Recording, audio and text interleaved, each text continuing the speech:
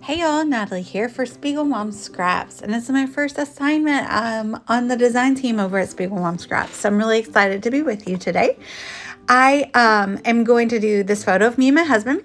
I'm going to use the Easter egg hunt sequins from the Spiegel Mom Scrap store. And the Simple Stories Simple Vintage Lemon Twist. These sequins, I think, go really perfectly with that collection. So I edited my photo to kind of have a little bit of a blue tinge, which was helped out by the neon light that we were posing in front of. And yeah, I'm going to go with there. So I'm going to make 3 shakers today. So I have the Folk Edge Circle die by Pink Fresh Studio. And I have die cut a border in yellow glitter. And I've die cut a full circle of acetate as well as a full circle of white cardstock behind. I've done 3 of those. And I am using adhesive to adhere the border, the glitter border, to the acetate. And then I'm using the Big Mama foam roll to pop up that acetate and glitter border. And that will be what I put my sequins into. Now I realized like halfway through the first one that I needed to cut the foam tape in half, and then I could kind of manipulate it, kind of like move it a little bit in a circular motion around the frame so I didn't have to make 100 cuts. So that's just my tip for you there.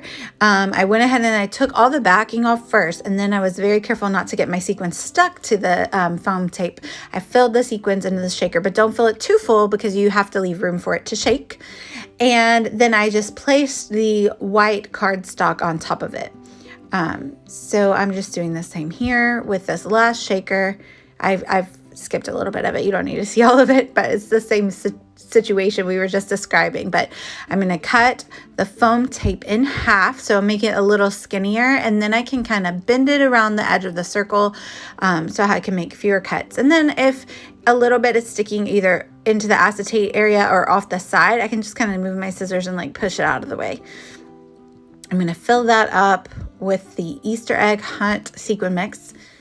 And yeah, top it off with the back of my shaker. And now I have 3 homemade shakers for my layout. I think that they are so pretty. I'm just like tucking some of that foam into the circle that was sticking out. So I'm going to kind of arrange them in a triangular area. And then I'm going to do a mixed media background. So I have put clear gesso on my white cardstock.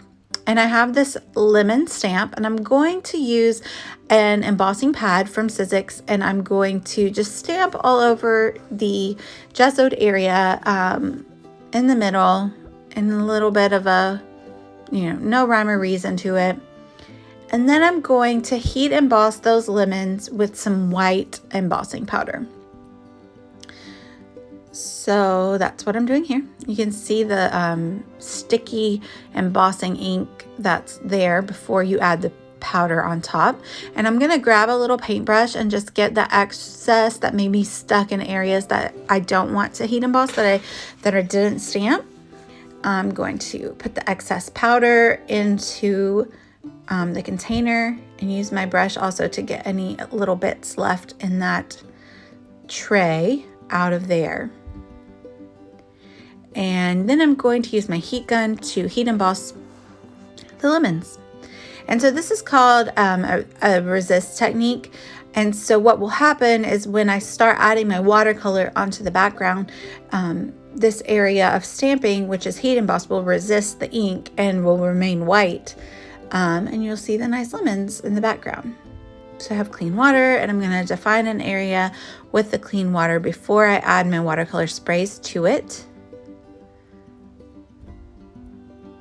Oh, I did add a little bit of powdered watercolor as well, because there's kind of 2 different blue tones, especially in the sequin mix. It's like a darker turquoise and more of a green turquoise. I'm not really sure. Teal, if you will, maybe. So I have a lot of liquid going on there, but I go ahead and go for it and add in the like more green color of turquoise. So I kind of have like the greener color on the bottom and the bluer color up at the top, but they blend into one another nicely. I'm just picking up a lot of that excess liquid there with a dry paper towel. It's going to be a pretty light background. You can kind of see where the watercolor is going around in a circle around those heat embossed images a little bit. So it's kind of a different pattern than would typically happen if I swirled the page. So I'm not going to do as much swirling here. I'm just going to let it dry naturally. By that I mean obviously using my heat gun. No, I just mean like not swirling it around as much or manipulating it with my brush. Just letting the paint fall where it may. But I am going to go back in and add a little bit of green, not green, well, a little bit of green because I'm adding yellow, and so the yellow will make a little bit of green with the blue, but I'm mostly trying to keep it from blending with the blue because I want it to say yellow because that is a primary color that is in this collection.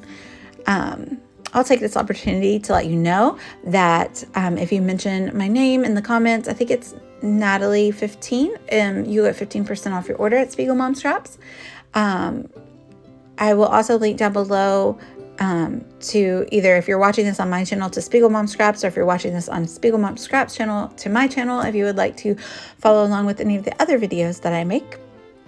I had a lot of fun creating this layout, and I was glad that the sequin mix inspired it. So I let that background completely dry, and now I'm going to use my small paintbrush to pick up additional watercolor and add splatters, because I like to add that additional depth of splatter onto a dry watercolor background, because I just think it adds a lot of, like I said, depth to the look. And so I'm going to go in with the blues and turquoise, and then I'm also going to go in with some yellows, and I'm going to let the yellow splatter kind of go outside of the shape a little bit more to make sure that they stand out, because I do like the lemons in this collection. And there's not a lot of yellow sequins in the Easter egg hunt mix. There's more turquoise and blue, so I like to give a few extra pops with those yellows. So there we have the dried background, super beautiful. I'm loving it, loving it. So I put some yellow cardstock around my photo, and I'm gonna go ahead and put the shakers on in a visual triangle. And we took this photo at like a local bar on a date night that we took. It says "This is the life." It's from that Talking Heads song. And so it talks about being home with you. And so that's going to be my title, as well as going to be home, to kind of go with that song. So I'm just throwing the simple vintage lemon die cuts on the page, trying to see where exactly I want them. I try to make that large lemon down there work, but it just doesn't work out. I just switch it for a smaller lemon, and it worked perfectly. So I could put a couple of butterflies on there, and there's a bee as well. This die cut ephemera is just so gorgeous. I actually got this bit of ephemera at Scrappin' in the City. It's in Knoxville, Tennessee, and I made my husband stop there for me on our way back from a spring break trip in the mountains, and I was not disappointed. It's always nice to stop into a in real life scrapbook store if you can. So I switched that lemon out for a smaller one, and that worked really beautifully. So I have another lemon over there on the right, and I balanced that out with a yellow flower up at the top left. I'm getting out these yellow alphas to make home. I was out of E's, so I turned a B into an E, which worked well. It was just fine.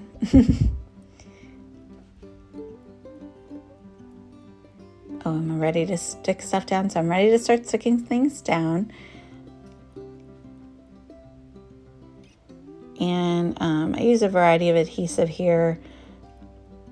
I'm going to leave a little bit of the foliage not stuck down so that I can like pop it up a little bit. And here for the lemons, I want to stick them up a little bit on top of the shaker. So I used the foam tape on the other side that's not going to be on the shaker to make sure that it's kind of balanced out and popped up to be at the same level as the shaker, since it's overlapping it. And you can get that Big Mama foam tape roll from the Spiegel Mom Scrap store, as well as tearaway tape, which I haven't used here, but I should have. It is a good roll of tape, and it's so nice because you don't have to use scissors. Like it says, you just like tear away, and I like that. But on the foam tape, you do have to use scissors because obviously it's foam and it's a little thicker. So I'm gonna pop that little butterfly up. I always leave the butterfly wings not adhered down. I'm just showing you how it shakes. Sorry about that. It doesn't really work so well when the video is sped up, huh? So now I'm going to add the title up there right above the photo. There's just a little bit of space. I don't know why I felt that it was a good idea to start with the O, but I'll pick it up here in a second. And I thought about adding additional sequins around the page, but I felt like it was pretty busy and there was a lot going on, so I did not. However, the design is kind of over to the right? There's like a lot of empty space on the left, so I decided to grab this lemon paper from my stash. It's the perfect yellow color, and I'm going to use this border punch that is, I think it's EK Success, and cut this floral border here, and then I'm going to layer that yellow paper behind it, so you just get a pop of that little yellow over there on the left.